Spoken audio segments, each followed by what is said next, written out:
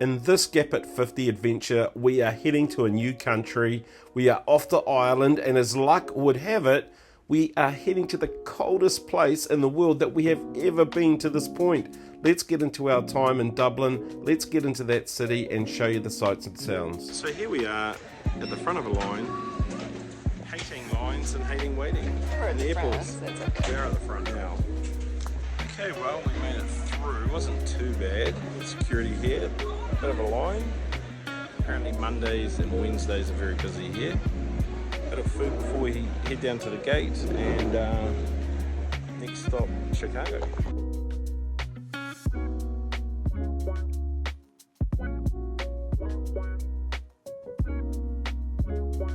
Okay, we've just landed it over here in Chicago. Yay, after what, 2.5 hour delay? Nearly 3 hour delays. But we've got plenty of time till our plane cruises. We're just going to get something to eat. And spend the next 7 hours jammed up on an aeroplane. Hopefully get some sleep. So I haven't been in O'Hare Airport for about 15 years.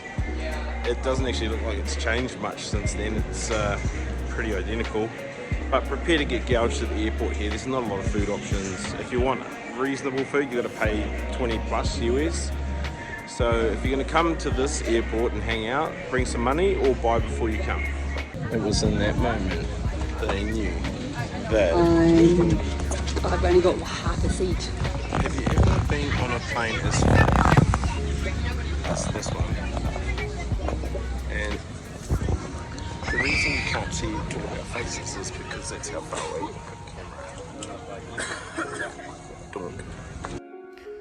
Well, this was the first time we had ever flown Aer Lingus. I think that's the Irish national carrier. And so we were kind of excited about it until we got to our seats and realised this was a jam-packed flight.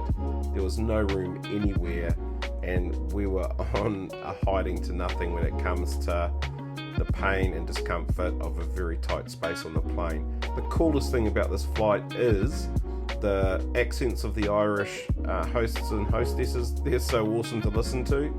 But as luck would have it, I managed to pretend I was getting up to go to the toilet and ran over and dived into a row that had a couple of empty seats. So Daniel and I did get some sleep through the night away from each other. Landing in Dublin was a whole nother story. Dublin or Dublin? Landed in Dublin Ireland. This airport's a classic. I'm sure it's beginning to be an Irish joke. It's quite the rabbit warren. Anyway.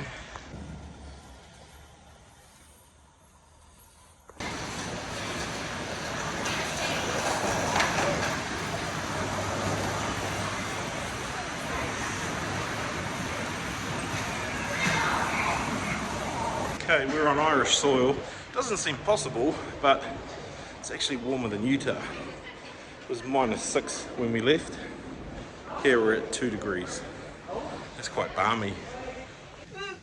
Okay, we've just checked into Egan's guest house. Daniel's very excited, I don't know why. Because I get to lie down on a bed and sleep tonight. This is a real ye old world charm motel guest house. This is the quiet little street we're in here. I could easily be in Christchurch or Dunedin. Red bricks, quiet little area. Heading down to jump on a bus and get into the tourist stuff. It's nearly 2 p.m. It'll be dark here around 4:30. So we've got about 2 hours of daylight to get out and have some fun. It probably looks a little bit funny, the fact that I'm walking around our rental car taking a video of it. But we recommend this to anybody that's renting a car, and particularly to make sure that there's no damage existing on the car that you hire. This is a really important thing to do. So this is something that we do all the time, but we didn't know how important this would be until later on in the trip when we dropped our rental car back 7 days later. We did get a good rate. We were really happy with it, and this was the perfect car for our time in Ireland. But at the end of it, it was really painful when it was drop-off time. Okay, so just while we're walking, care of City Mapper. Really love that app. Works really good here in Dublin. Buses here, you need coins. So they won't take cash folding, but they will take coins. So break some change somehow, get yourself a bit of coinage, because that's all the buses will accept.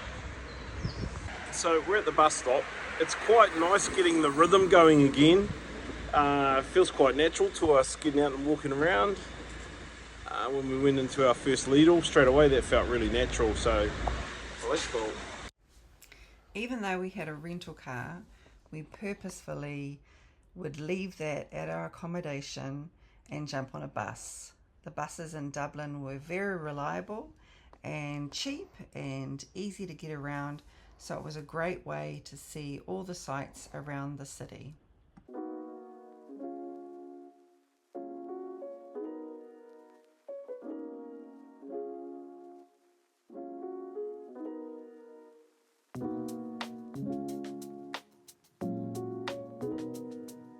Okay, so that's a 20-minute bus ride for us into town, and it costs €2 each. So the hop-on, hop-off bus is like €30 a day, but for us, yeah, €2 is pretty good, and we got in there easy as.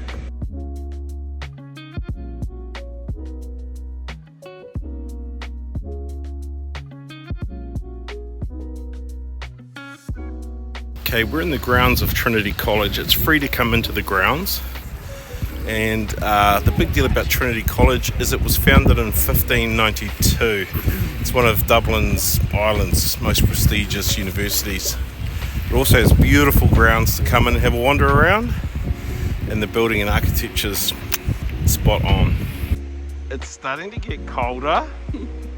It's only about 3:30, but it's cold. Yeah, it's going to be minus very soon.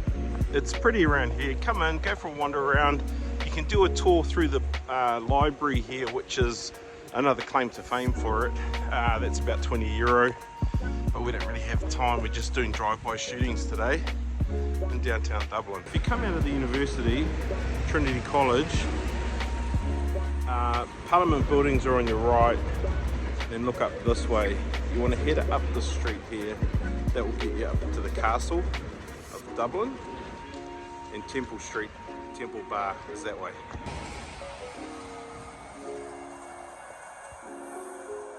It is so cold, the camera's fogging. Dublin Castle's free to come and have a wander around in. The courtyard areas and stuff. And it's very pretty.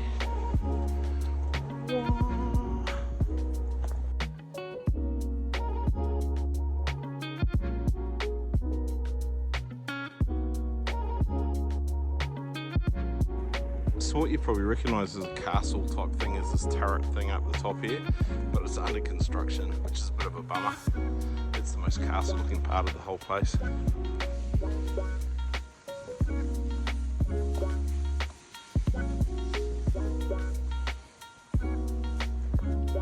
Okay, so Dublin Castle was the official seat of the British Empire here in Ireland, but in 1922, after they got independence, it became they became staterooms for the Irish. So pretty cool. Visiting dignitaries. Any dignitaries get hosted here. So for €8 each, this is quite a cool place to wander around and have a look at the architecture, the art pieces on the wall, and actually be somewhere warm.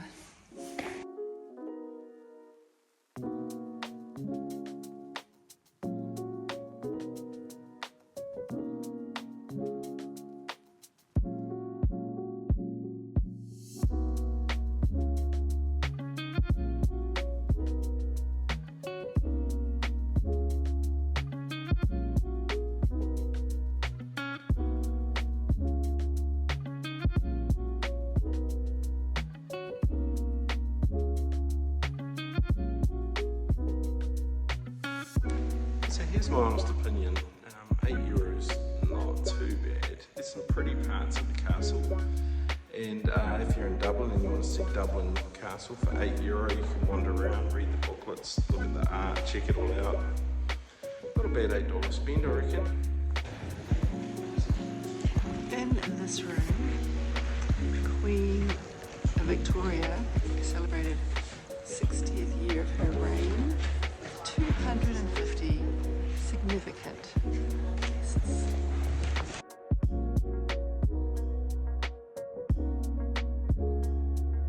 So we are starting to get caught up with by our all-night flight.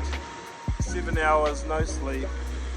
So we're fading, but down the river here is so pretty. We're just going to take one last little detour through Temple Bar, that district. But what a beautiful evening down here. It's cold. It's cold, but the sunset down here on the river, looking at these buildings and stuff either side, beautiful. What a cool place to be.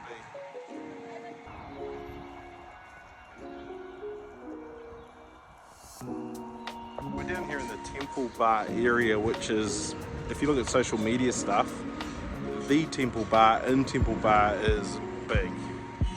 Our host told us, and we read some stuff beforehand, actually don't even head down to Temple Bar. I reckon all the beer in that is overpriced, and you'll just get ripped off because they're tourist traps down here. We've got a couple of places they suggested for good live music, so we're going to wander off down that way soon and see how we get on. So what they told us is you pay 10 euro for a pint of beer in here, and it's not much chop. You get a cheaper pint somewhere else, and but it's very pretty and it pumps if you look at their social media.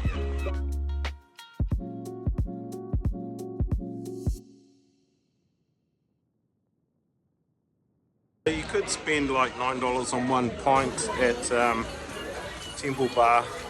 We just pop into this pink place here where we just had the best hot chocolates to get us through the next 10 or 15 minutes of wandering around down here.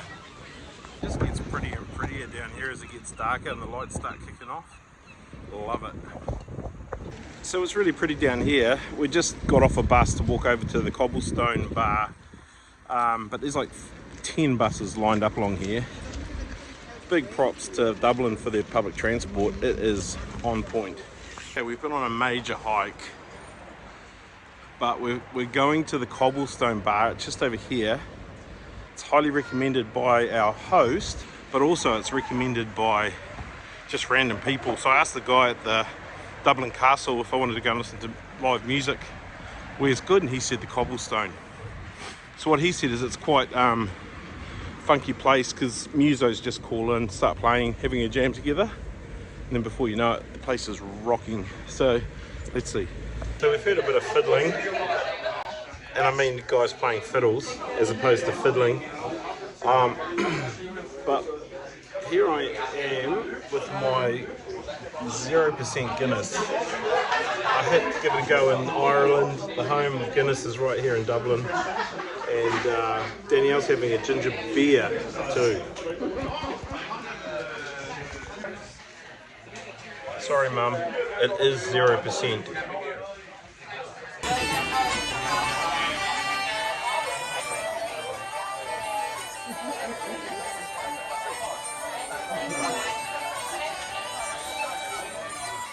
It's very dark.